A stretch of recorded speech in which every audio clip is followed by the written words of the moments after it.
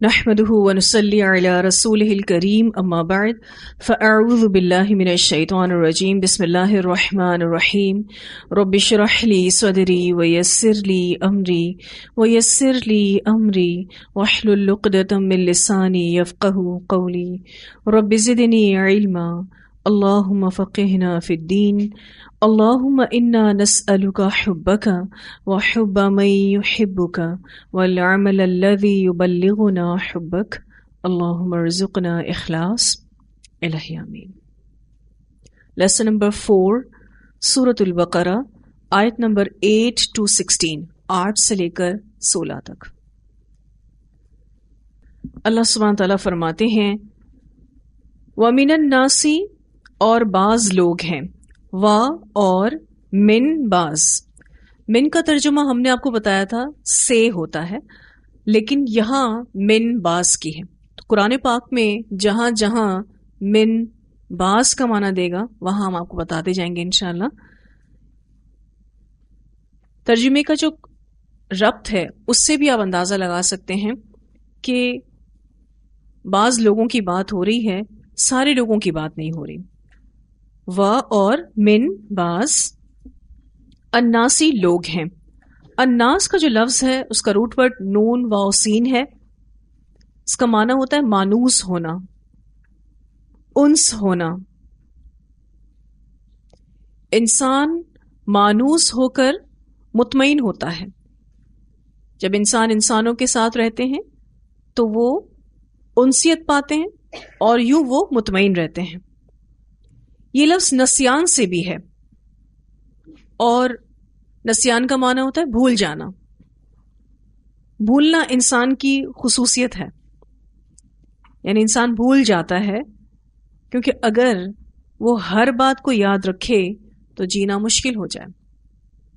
تو اللہ سبحانہ تعالیٰ فرماتے ہیں وَمِنَ النَّاسِ اور بعض لوگ ہیں، من جو، اب یہ دیکھیں من ہے، من کا ترجمہ سے اور دوسرا ترجمہ آج آپ نے سیکھا بعض، لیکن یہ ہے من، میم کے اوپر زبر ہے، جو کوئی کسی کی بات ہو رہی ہے۔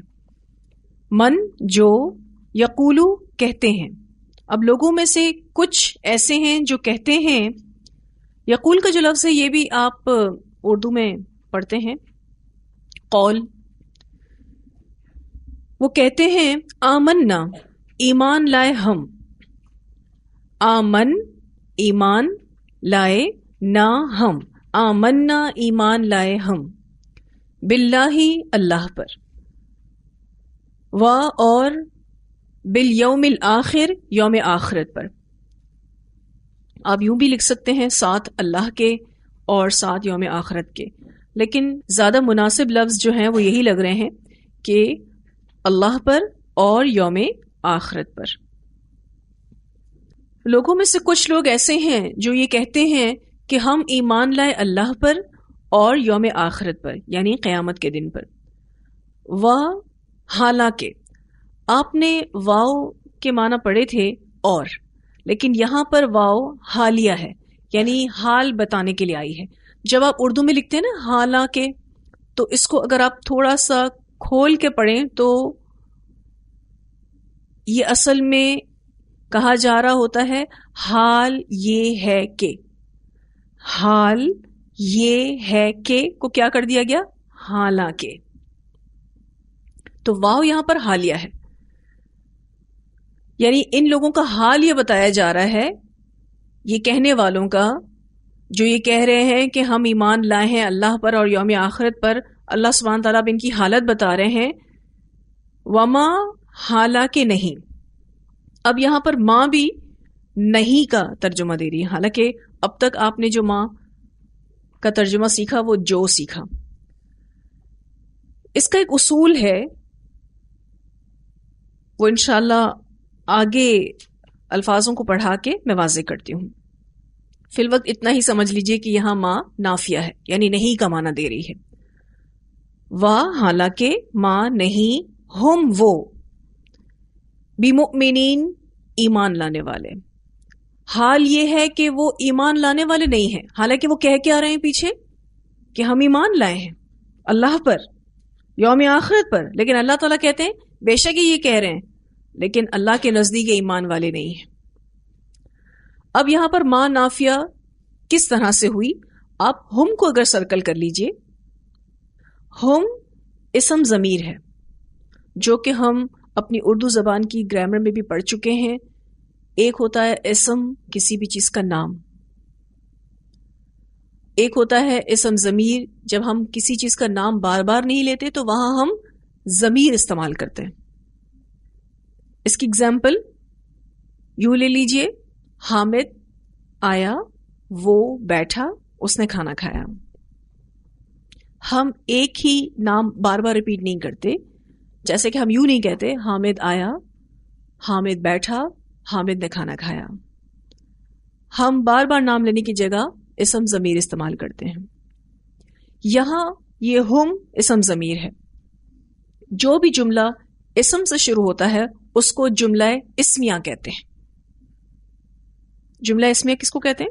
وہ جملہ جو اسم سے شروع ہو. اب یہ چونکہ ہم سے شروع ہو رہا ہے تو یہ جملہ اسمیہ ہے.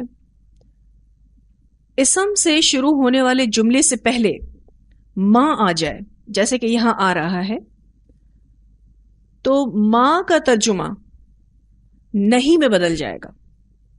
اب آپ اس کا ترجمہ جو نہیں کریں گے نہیں کریں گے، یعنی یہ ما نافیہ ہے. آگے بمؤمنین کے ساتھ بی لگا ہوا ہے. اگر آپ اس بی کو سرکل کر دیجئے، آپ دیکھیے کہ اس بی کا کوئی ترجمہ ہے نیچے؟ نہیں.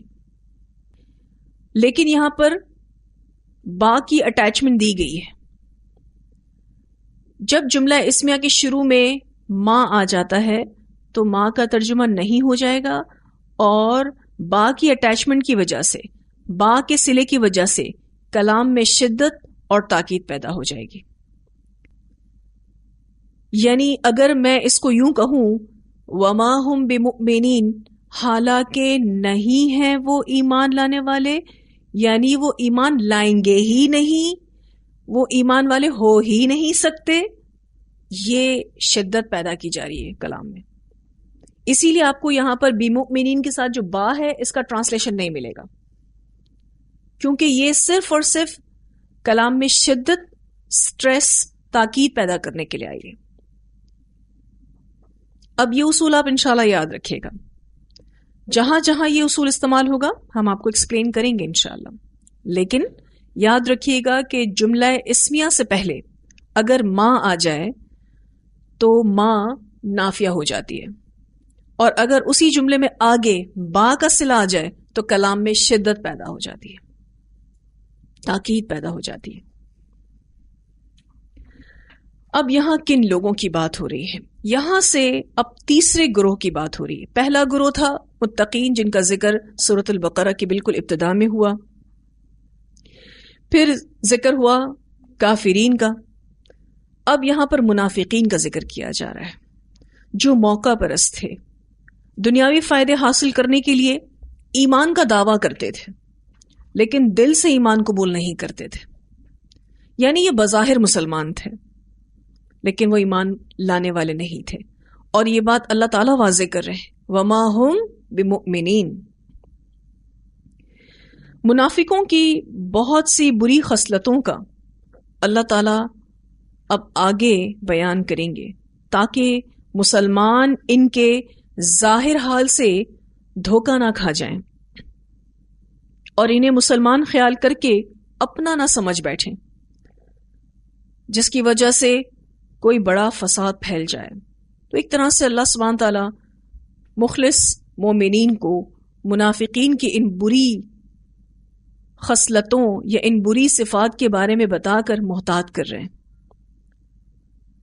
یاد رکھیے گا یہ بات کہ بدکاروں کو نیک سمجھنا بذات خود بہت برا اور نہایت خوفناک امر ہے.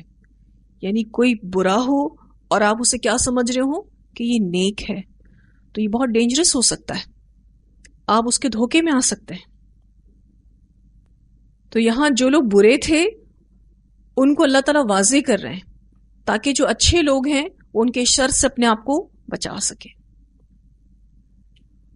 ان پر زیادہ بات ہوگی بنسبت کفار کے. حالانکہ کافر بھی بہت برے لوگ ہیں، لیکن کافروں کے بارے میں اللہ تعالیٰ نے صرف 2 آیات میں واضح کیا، آیت نمبر 6 اور آیت نمبر 7.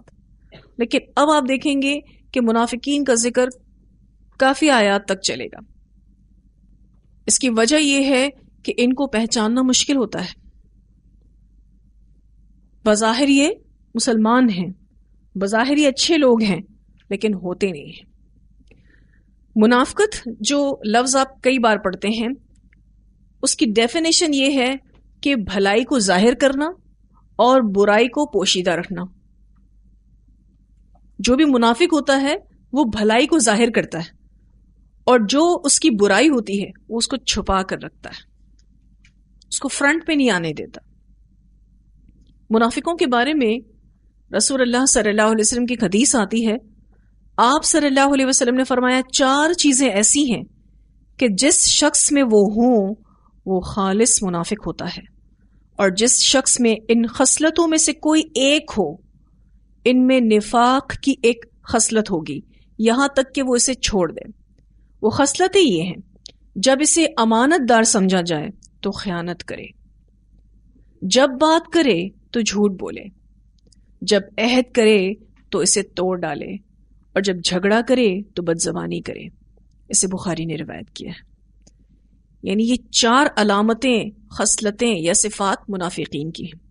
جس میں 4 ہیں وہ تو خالص منافق ہے. اگر کسی شخص میں کوئی ایک خصلت ہے تو وہ بھی نفاق پر ہے جب تک اس کو چھوڑ نہیں دے. ایک اور روایت میں آتا ہے، آپ صلی اللہ علیہ وسلم نے فرمایا، تم قیامت کے دن اس شخص کو اللہ کے سامنے سب سے زیادہ بدتر پاؤ گے جو کچھ لوگوں کے سامنے ایک رخ سے آتا ہے اور کچھ لوگوں کے سامنے دوسرے رخ سے آتا ہے. اسے بخاری نے روایت کیا ہے.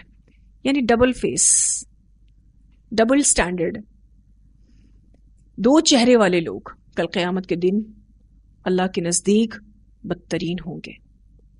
منافق ہوتا ہے ان فرنٹ تو بہت اچھا ہوتا ہے، بیک آف سکرین بہت برا ہوتا ہے، پس پردہ بہت برا انسان ہوتا ہے. اور یہاں پر اللہ سبحانہ تعالیٰ ان کی اسی دھوکے بازی کو واضح کر رہے ہیں. ایک اور روایت میں آتا ہے، آپ صلی اللہ علیہ وسلم نے فرمایا کہ منافق کی مثال اس بکری کی سی ہے جو 2 ریوڑوں کے درمیان ماری ماری پھرتی ہے، کبھی اس ریوڑ میں آتی ہے کبھی دوسرے ریوڑ میں. اسے مسلم نے روایت کیا ہے.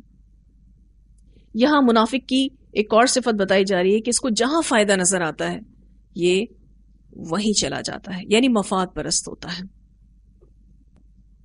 تو اللہ سبحانہ تعالیٰ نے یہاں ان کی اس حقیقت کو کھولا ہے کہ لوگوں میں سے کچھ ایسے ہیں جو بظاہر تو یہ کہتے ہیں آمنا باللہ و بالیوم الاخر، اور یہ اسپیشلی تب کہا کرتے تھے جب یہ نبی اکرم صلی اللہ علیہ وسلم سے ملنے آتے تھے، آ کے کہتے تھے آمنا باللہ و بالیوم الاخر. اللہ تعالیٰ نے فوراً ہی ان کے لیے کہا وما ہم بمؤمنین، ان کا حال یہ ہے کہ یہ مومن ہو ہی نہیں سکتے. بڑی سخت بات ہے جو اللہ تعالیٰ نے یہاں کی ہے. ہم سب کو ایک چیک لسٹ بنانی ہے جس میں ہم ان منافقین کی صفات کو لکھیں گے اور اپنا جائزہ لیں گے کہ کہیں کوئی صفت ہم میں تو نہیں ہے. اور یہ آپ کا ہوم ورک ہے. آپ ایک چیک لسٹ بنائیں گے جس میں آپ نے ان صفات کا نام لکھنا ہے.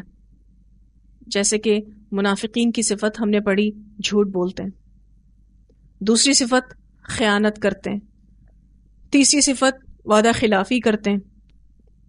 چوتھی صفت بد اخلاقی کرتے ہیں، یعنی جب کوئی انبن ہو جائے کسی سے تو گالم گلوچ پر آتے ہیں، اسٹریٹ لینگویج بولتے ہیں. اگر آپ یہاں یہ لکھ لیں کہ بد اخلاقی کرتے ہیں. اسی طرح سے بناوٹی لوگ ہوتے ہیں، ڈبل فیس لوگ ہوتے ہیں، کسی کے سامنے کچھ اور کسی کے سامنے کچھ.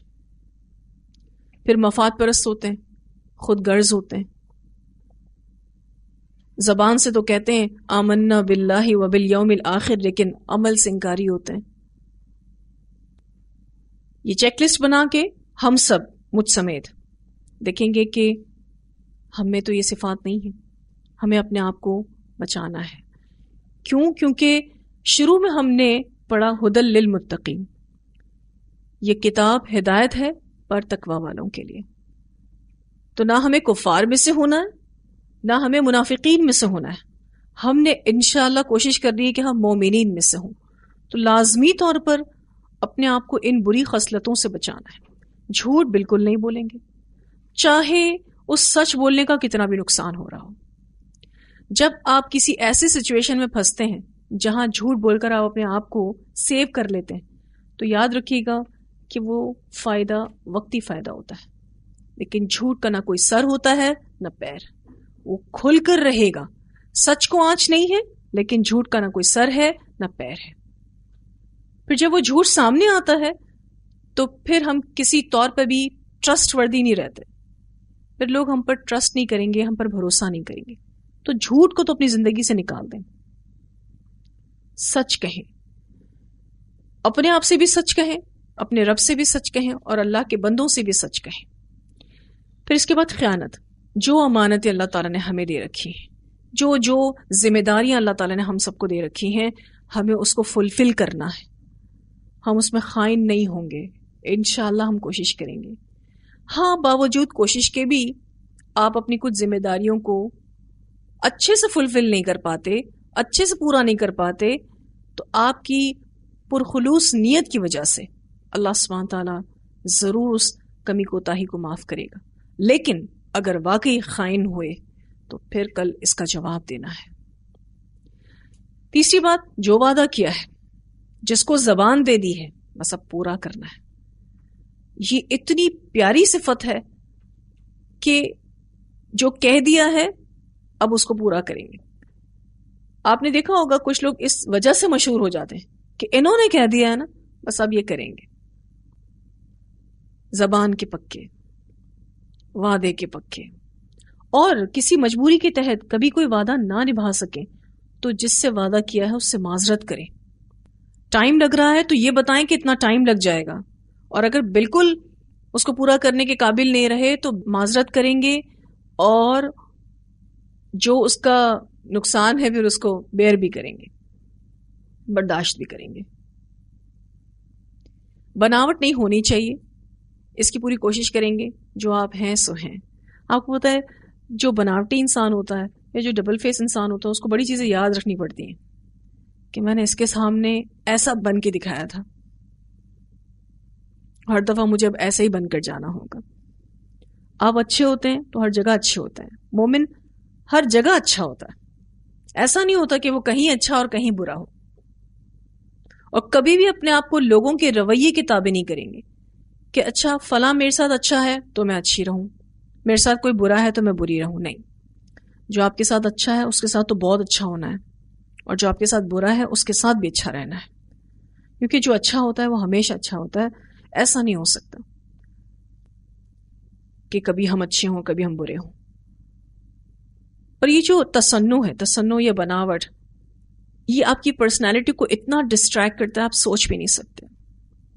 یعنی آپ کی جو شخصیت ہوتی ہے اس کو کتنا نقصان پہنچاتا ہے آپ سوچ بھی نہیں سکتے. اور اس میں ایک نقصان یہ بھی ہوتا ہے کہ جب آپ بناوٹ اختیار کرتے ہیں تو آپ کا جو ایک نیچرل وے ہے وہ ختم ہو جاتا ہے. ایک قدرتی انداز اللہ تعالیٰ نے ہم سب کو دے کے رکھا ہے. ہم بولنے میں یا کسی کے ساتھ معاملہ کرنے میں جب بھی بناوٹ اختیار کرتے ہیں تو پھر ہم نیچرل نہیں رہتے، ہم آرٹیفیشل ہو جاتے ہیں. آرٹیفیشل چیزوں کی پھر کیا بکت ہے آپ کو اندازہ ہوگا اس کا. اسی لیے کبھی بھی آرٹیفیشل نہ ہو. آرٹیفیشلی کسی کے سامنے اچھا بننا اور دل میں اتنے بغض رکھنا. اب کسی کے لیے دل میں کوئی برائی آ بھی گئی ہے نا تو اپنے دل کی اصلاح کرنی ہے اور اس سے اچھے سے ملنا ہے، صاف دل کے ساتھ، اچھے دل کے ساتھ. ورنہ آپ کے کسی نہ کسی عمل سے وہ بناوٹ ظاہر ہو جائے گی. تو ڈبل فیس نہیں ہونا، کیونکہ کل قیامت کے دن یہ بدترین لوگ ہوں گے اور اللہ ہمیں ان لوگوں میں ہونے سے بچائے. پھر مفاد پرستی. مفاد پرستی یہ ہے کہ جہاں میرا فائدہ میں نے وہاں پہنچ جانا ہے، اور جہاں مجھے اپنا نقصان نظر آئے میں نے غائب ہو جانا ہے. یہ منافق کیا کرتے تھے. اس کی اگزامپل کچھ یوں لے لیجئے کہ جب جنگیں ہوتی تھیں تو یہ غائب، جب مال غنیمت لینے کی بات آتی تو آ جاتے تھے. کیوں ہم مسلمان نہیں؟ کیوں ہم آپ کے بھائی بندے نہیں؟ کیا ہم آپ کے ساتھ اٹھتے بیٹھتے نہیں؟ کیا ہم آپ کی مجلسوں میں نہیں آتے؟ کیا ہم رسول اللہ صلی اللہ علیہ وسلم کی کلاسز میں نہیں آتے؟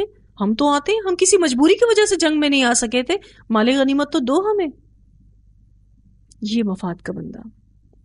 اس میں جو بے غرض ہونا ہے اس کے لیے کافی ہرڈلز آپ کو اٹھانے پڑتے ہیں، کافی مشکلات آپ کو اٹھانی پڑتی ہیں کہ آپ کو کوئی غرض نہیں ہے. اب آپ جو بھی کر رہے ہیں کس کے لیے کر رہے ہیں؟ اللہ کے لیے کر رہے ہیں. یہ کافی ٹف جاب ہے، لیکن یہی اللہ کو پسند ہے. خود غرضی اللہ کو پسند ہی نہیں. اچھا، اس سے بھی آپ کی پرسنالٹی ڈسٹریکٹ ہوتی ہے، یعنی آپ کی شخصیت متاثر ہوتی ہے، یعنی آپ ایک برے انسان بنتے ہیں. جب آپ مفاد پرست نظر آتے ہیں نا کسی کو تو کوئی آپ کے بارے میں اچھا نہیں سوچے گا. ایسے لوگوں کی ہمیشہ رسپیکٹ ہوتی ہے جو آپ کو بے غرض نظر آتے ہیں، بے لوس نظر آتے ہیں، جو نہ کسی کے دکھانے کے لیے کوئی کام کرتے ہیں، نہ کسی کو خوش کرنے کے لیے کوئی کام کرتے ہیں، اللہ کے لیے کام کرتے ہیں. کوئی غرض نہیں ہوتی، کوئی فائدہ نہیں چاہیے، کچھ بھی فائدہ نہیں چاہیے، کوئی غرض نہیں، کوئی فائدہ نہیں، صرف اللہ کے لیے. تو انشاءاللہ ہم سب کوشش کریں گے اپنا ایک سیلف اسسمنٹ کر لیں کہ کہیں ہم منافق تو نہیں. اچھا، بڑا ڈر لگتا ہے کہ اللہ ہمیں ان میں نہ کرے. ٹھیک ہے، بہت ڈرتے ہیں ہم اپنے آپ کو منافق کہنے سے یا منافقوں میں شامل ہونے سے. کوئی کہہ دے تو برا بھی بہت لگتا ہے کہ یہ کیا منافقت ہے. مثلا کبھی کوئی کہہ دے ایسا تو بہت برا لگتا ہے کہ کہاں سے ہم منافق ہو گئے. لیکن بڑے آرام سے جھوٹ بول لیتے ہیں، بڑے آرام سے وعدے توڑ لیتے ہیں، بڑے آرام سے خیانتیں کرتے ہیں. یوں ہم اپنے آپ کو مومن سمجھتے ہیں لیکن کام ہم منافقوں والے کریں. اور ہمیشہ اصلاح کے لیے اپنے آپ کو ہی پوائنٹ آؤٹ کرنا ہے. اس وقت بیٹھ کے یہ نہیں سوچنا اچھا اس نے منافقت کی تھی، اچھا ہاں وہ بھی منافق ہے، اچھا ہاں یہ بھی میرے خاندان میں جو بندہ منافق ہے. نہیں، یہاں بیٹھ کے اپنے بارے میں سوچنا میں کہاں غلط ہوں. کیونکہ ایسا عموماً ہوتا ہے کہ جب لوگ دین پڑھتے ہیں تو وہ جو اصلاح کا دائرہ کار ہے نا وہ دوسروں کے ارد گرد تو ضرور باندھتے ہیں، اپنے آپ کو اس سے بری ذمہ سمجھتے ہیں کہ ہم تو بہت اچھے ہیں. تو بڑی سخت آیت ہے. آگے اس کو انشاءاللہ اگلی کلاس میں کنٹینیو کریں گے. اتنا ہی رکھتے ہیں اور ایک سوچ کے ساتھ، ایک ہوم ورک کے ساتھ آپ کو بھیج رہی ہوں. آپ انشاءاللہ اس پر غور و فکر کیجئے اور ذرا ایک ہفتہ چیک کریں گے کہ جھوٹ کا ریشو کیا ہے. جھوٹ صرف زبان سے نہیں بولا جاتا، عمل سے بھی بولا جاتا ہے. سوچ کر آئیے گا یہ عمل سے کیسے بولا جاتا ہے جھوٹ. دوسرا دیکھیے گا کہ آپ اس ایک ہفتے میں جو آپ کی جو بھی رسپانسبلٹیز ہے، مثلا کہ روٹی بنانا ہی آپ کی ذمہ داری ہے، ٹھیک ہے، برتن دھونا آپ کی ذمہ داری ہے، اور جو شادی شدہ خواتین ہیں ان کی تو ایک لمبی لسٹ ہے ذمہ داریوں کی، تو اس کو فلفل کرتی ہیں یعنی. اچھا، کرنے میں وہ دل کو جلا بھنا کے تو نہیں کرتی، کیونکہ کچھ لوگ جو ہے وہ گھر کے کام اتنے دل جلا جلا کے کرتے ہیں کہ وہ جو ایک روحانیت ہوتی ہے نا گھر کے کام کرنے کی بھی، کہ اللہ نے مجھے یہ ذمہ داری دی ہے، میں اللہ کے لیے اس کو پورا کر رہی ہوں، تو وہ بھی چلی جاتی ہے. سارا دن کوس کوس کے اپنے آپ کو یا گھر والوں کو یا کاموں کو دن نکالتی ہیں، اور پھر نہ چہروں پہ رونق رہتی ہے، نہ گھر میں کوئی رونق رہتی ہے، نہ محبتیں رہتی ہیں، نہ روحانیت رہتی ہے. تو ایک تو اپنی جتنی بھی رسپانسبلٹی چاہے کلاس سے ریلیٹڈ بھی رسپانسبلٹیز اس میں شامل ہیں. ٹھیک ہے، آپ نے اپنے آپ کو اسٹوڈنٹ بنایا ہے، چاہے آپ ریگولر اسٹوڈنٹ ہیں چاہے آپ آن لائن اسٹوڈنٹ ہیں، آپ کے اس کام سے جڑی جو بھی ذمہ داریاں ہیں وہ بھی آپ کا امین ہونا مانگتی ہیں. یہ بھی دیکھیں، ہر اعتبار سے اپنے آپ کو چیک کریں. بد اخلاقی کو چیک کریں، بڑے آرام سے کسی بات پر غصہ کر کے کہہ دیتے ہیں اس نے دلایا تھا غصہ، یہ وجہ بن گئی. کبھی خود کو نہیں کہتے کہ میں نے اتنے بھونڈے انداز میں اپنے غصے کو کیوں باہر نکالا. لیکن غصہ تو غیرت کی علامت ہے، ہر بری چیز پر آ سکتا ہے. حضرت عمر کو بڑا آتا تھا، لیکن غصے کو باہر نکالنا وہ بھی بھونڈے طریقے سے، یہ انتہائی بد اخلاقی ہے. یہ منافقین جو گالم گلوچ پر آتے تھے نا، یہ غصے میں ہی ہوتے ہیں. یہ جو بیڈ لینگویج ہے، اسٹریٹ لینگویج، سڑکوں کی زبان جو بولتے ہیں نا، یہ غصے میں ہی بول رہے ہوتے ہیں، کوئی خوشی خوشی نہیں بول رہے ہوتے. لیکن اس غصے کی حالت میں ان کو اپنے غصے کو چینلائز کرنا نہیں آتا. آپ کو پتا ہے جب نبی اکرم صلی اللہ علیہ وسلم غصے میں ہوتے تھے تو کس طرح سے ریاکٹ کرتے تھے؟ چہرہ سرخ ہو جاتا اور خاموش ہو جاتے تھے.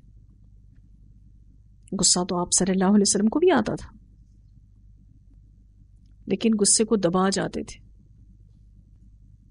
ہر اعتبار سے اپنے آپ کو چیک کرنا ہے. اللہ تعالیٰ سے دعا ہے کہ اللہ ہمیں بہترین عمل کرنے کی توفیق عطا فرمائے. وآخر دعوانا الحمد للہ رب العالمین. سبحانک اللہم وبحمدک، نشہد ان لا الہ الا انت، نستغفرک ونتوب الیک. السلام علیکم ورحمۃ اللہ وبرکاتہ.